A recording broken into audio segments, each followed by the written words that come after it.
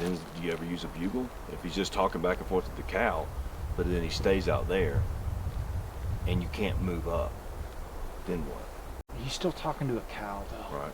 Yeah, I don't know. I haven't had very many. I don't think that I can remember turning those situations into a success, switching from cow to bugle at that point. No.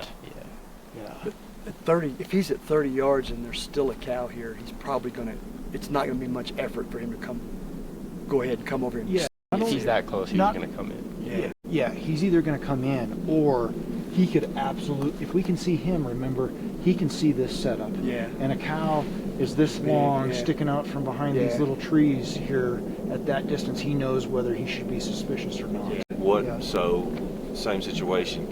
The bull hangs up, and he's talking to a cow, and he's bugling every now and then. He's not aggressive, but he's just talking to a cow. Hangs up. If it's possible, is that the time for the caller to drop back? To drop back. Yards. But we can't move. He's that close. We could. It kind of depends on how far he's hung up. But if he's hung up out of range, is that the time to start trying to throw him backwards? Try that, and then maybe move back if I can do it. That range where like he was at the tree right there, I would definitely be throwing the calls away, because he can already pretty much see whether he should be able to see that cow or not. But if he thinks she's 15, 20 yards further back, maybe you pull him a little bit down the hill. Yeah. Had we just gone silent, I repositioned over here and just stopped any sound at all, would have been much better than you would have got curious. Even if you didn't come over here, you were going that way anyways, and you were already within 30 yards. Yep. I would have probably got a shot somewhere in here. It's a winning scenario. Yeah, it was a winning scenario for you by the time he started raking. Yeah. Yes. We already had him in range. Without making any kind of bull sounds. Okay. Yes. And just the way that you think about all of it, from the caller's perspective especially, it's a story. Every time you're having a communication between you and the bull. Today we have to really imagine that story, right? But you're having that story. So does what I'm about to say make sense in the story for that bull? You know, if he's talking to a cow, or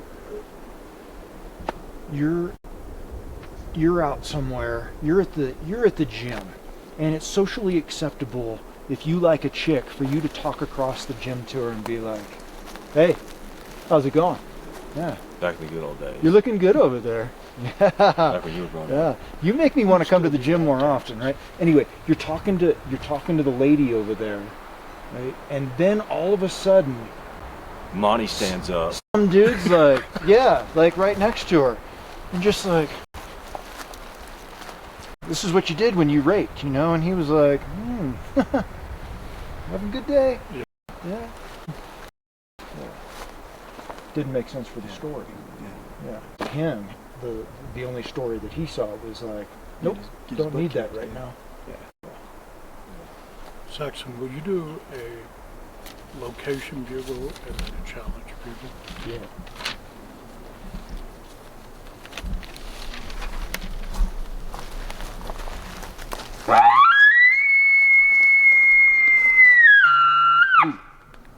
Location.